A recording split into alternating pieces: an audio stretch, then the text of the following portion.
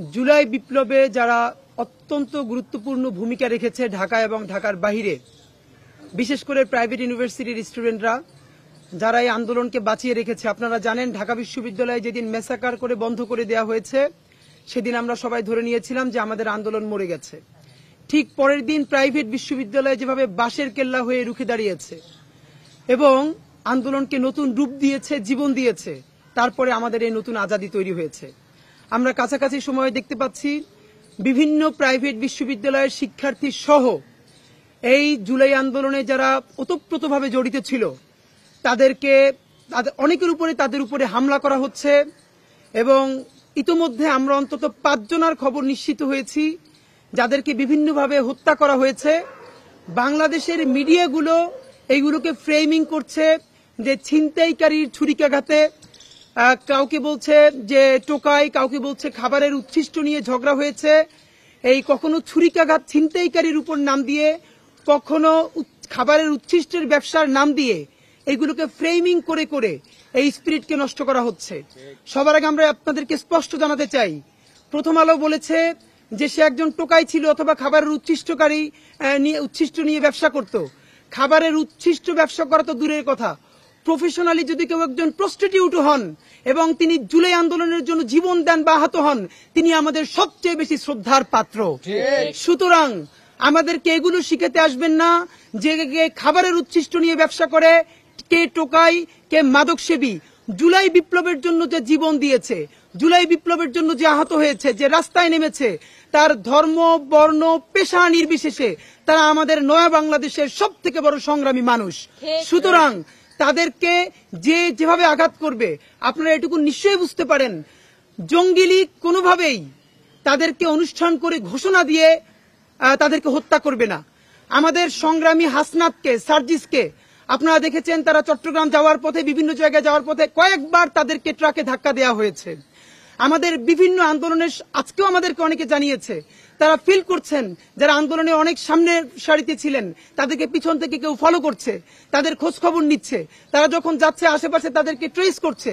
এটা আমাদেরকে প্রতিদিন তারা ইনসিকিউর হয়ে যাচ্ছে তাদেরকে জানাচ্ছেন। এবং বিশেষ করে প্রাইভেট বিশ্ববিদ্যালয়কে টার্গেট করার একমাত্র কারণ ঢাকা ইউনিভার্সিটি বা জগন্নাথ বা জাহাঙ্গীরনগর পাবলিক ইউনিভার্সিটিগুলোর হল আছে, আপনারা জানেন। এখানে যদি তারা কোনো একটা অকারেন্স করে ফেলে তাহলে সম্মিলিত প্রতিরোধ শুরু হবে। যেহেতু প্রাইভেট ইউনিভার্সিটিগুলোর হল নাই, তারা সারা ঢাকায় বিভিন্ন জায়গায় ছড়িয়ে ছিটিয়ে থাকেন। সুতরাং তাদেরকে টার্গেট কিলিং করলে একসাথে কোনো একটা আন্দোলন তৈরি হবে না। আরআর কেবল বাংলাদেশের একমাত্র ইউএল এবং ভিডি সার্টিফাইড কেবল, যা এ গ্রেড এলএমই রেজিস্ট্রেশন। কে অধিকার দিয়েছে স্বাধীন বাংলাদেশের রাষ্ট্রের একজন নাগরিককে কেউ হত্যা করবেন? স্বরাষ্ট্র মন্ত্রণালয়ের কাজটা কি? স্বরাষ্ট্র মন্ত্রণালয়ের কাজ হচ্ছে যে যখন সবথেকে অপরাধী নাগরিকও যদি মারা যায় তার ব্যাপারে সে তদন্ত করবে, সেই তদন্ত প্রতিবেদন করবে। তাহলে স্বরাষ্ট্র মন্ত্রণালয় এখনো সেই প্রতিবেদন জানাচ্ছে না কেন যে ছাত্ররা কিভাবে নিহত হচ্ছে, আন্দোলনকারীরা কিভাবে নিহত হচ্ছে? আপনাদেরকে আমি শুধু 1 মিনিটে জানাতে চাই, গত কয়েকদিনে এখন পর্যন্ত আমরা নিশ্চিত হয়েছি কমপক্ষে 5 জন যারা জুলাই বিপ্লবে ওতপ্রোতভাবে জড়িত ছিল, সামনের সারিতে নেতৃত্ব দিয়েছে তার প্রতিষ্ঠানে, তারা বিভিন্নভাবে হত্যার শিকার হয়েছে। ইস্ট ওয়েস্ট ইউনিভার্সিটির শিহান, যার লেখালেখিতে প্রচন্ড ভারত বিরোধিতা ছিল, ভারত বিরোধিতা বলতে ভারতের আগ্রাসনের বিরোধিতা ছিল তার লেখার মধ্যে, তাবেদারির বিরুদ্ধে লেখালেখি করত। আপনারা জানেন 12 ডিসেম্বর তাকে গাজীপুরে হত্যা করা হয়েছে। এআইইউবির সীমান্ত, তাকে নারায়ণগঞ্জে হত্যা করা হয়েছে 12 ডিসেম্বর। আদমজি কলেজের কাব্য এবং সুজানাকে আপনারা জানেন যে হত্যা করে তাদেরকে পূর্বাচলের লেকে তাদের লাশ পাওয়া গেছে। এবং গতকালকেই চট্টগ্রামের কৃষক দলের সাথে সংশ্লিষ্ট সম্ভবত সহসভাপতি জসিম, তাকে কুপিয়ে হত্যা করা হয়েছে। এবং আমরা বলতে চাই, জসিমের চাচা বলেছে যে তাকে এই হত্যার সাথে আওয়ামী দুর্বৃত্তরা জড়িত আছে। আর প্রথম আলো নিউজ করেছে যে খাবারের উচ্ছিষ্টর ব্যবসা নিয়ে তাকে তারা নিজেরা হত্যা করেছে। সুতরাং এই প্রথম আলোকে কপি করে সব মিডিয়াগুলো এভাবে নিউজ করেছে। আপনাদেরকে শুধু আমি জানাতে চাই, একটা মূলধারার নিউজ যখন মিসলিডিং করে মিথ্যা কথা বলে তখন সেটা সব জায়গায় কিভাবে কপি হয়ে যায়। আমাদের এখানে শহীদ ফাহমিনের মা এসেছিলেন, শহীদ ফাহমিনের ব্যাপারে একটি পত্রিকা নিউজ করেছে ফাহমিন বাসার থেকে এটিএম বুথে টাকা তুলতে গিয়েছিল, সেই পথে গুলি লেগে সে মারা গেছে। অথচ শহীদ ফাহমিনের মা এসে আমাদেরকে ছবি দেখিয়েছেন তার ছেলে কিভাবে এইখানে পেস্ট লাগিয়ে যাতে টিয়ার সেল তাকে ক্ষতিগ্রস্ত করতে না পারে তারপরে আন্দোলনে গিয়েছিলেন। এরপর তার সে সেইখানে শহীদ হয়েছে। এবং শহীদ ফাহমিনের কথা আপনারা এখনই সার্চ করলে দেখবেন, একটা মূলধারা নিউজ করেছে সে এটিএম বুথের টাকা তুলতে গিয়ে মারা গেছে, সবাই সেটা কপি পেস্ট করে দিয়েছে। এইভাবে ফ্রেমিং করে আমাদের বিপ্লবীদেরকে তাদের মানে চরিত্রকে প্রশ্নবিদ্ধ করা হচ্ছে জনমানুষে। এবং আপনাদেরকে জানাতে চাই, ইতিমধ্যে আরো কমপক্ষে 5 থেকে 6 জনের তথ্য আমাদের কাছে আছে যারা ব্যাডলি ইনজিউর্ড হয়েছে।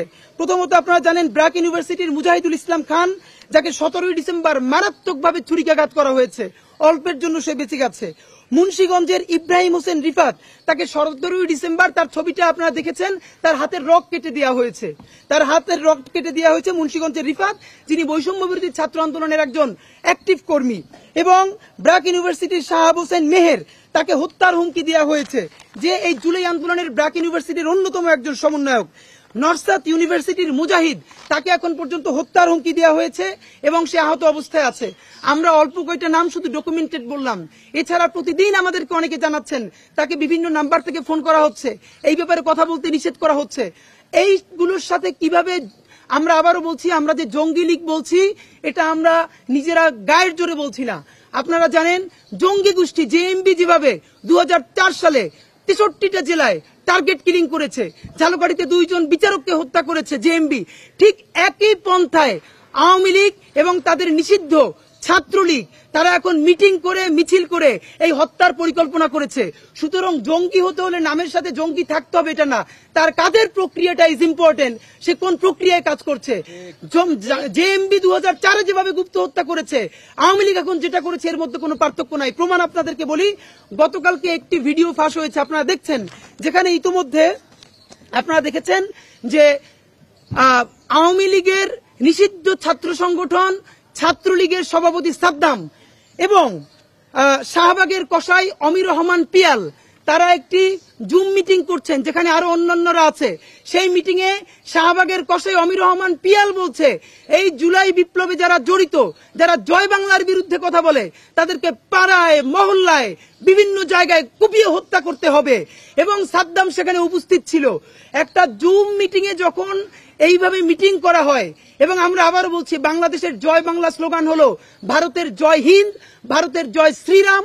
যেই জয় হিন্দ জয় শ্রীরাম বলে খ্রিস্টানদেরকে, মুসলমানদেরকে, দলিত শ্রেণীকে হত্যা করা যায়, বাংলাদেশের জয় বাংলা হলো এখন সেই স্লোগান যেটা বলে বাংলাদেশের আপামর জনসাধারণের উপরে গুপ্ত হত্যা চালানো যায়। এই আওয়ামী লীগ এখন সেই আওয়ামী লীগ যেটা 72-এর পর থেকে রক্ষী বাহিনীর ভূমিকা এসেছিল, সেই রক্ষী বাহিনী এখন নতুন নামে আপামর জনসাধারণের উপরে গুপ্ত হত্যা চালুর প্রক্রিয়া শুরু করেছে।